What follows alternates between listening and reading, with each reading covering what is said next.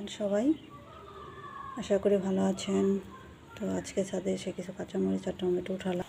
আমার ছাদে কাজ চলছে, রঙের কাজ, বসার মাছ আর সিলার মারা, যার কারণে আমার ছোট ছাদ বাগানটা সব গাছ এলোমেলো হয়ে আছে। কিচ্ছু ভালো লাগছে না। পানি দিতে দিতে আজকে গাছে পাগল হয়ে গেছি।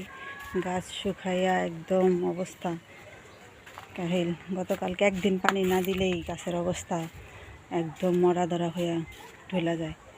পেয়ারা গাছটা ভাবছিলাম কেটে ফেলবো, তো দেখি আজকে ফুল আসছে।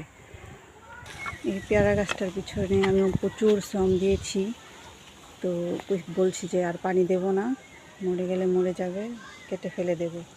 তো আজকে ফুল দেখে তো আমি পুরাই এক্সাইটেড। ফুল দেখে আর মায়া পড়ে গেল, তাই আজকে বেশি করে পানি দিয়ে দিলাম গাছের গোড়াতে। দেখা যাক, দেখি কি হয় অবস্থা।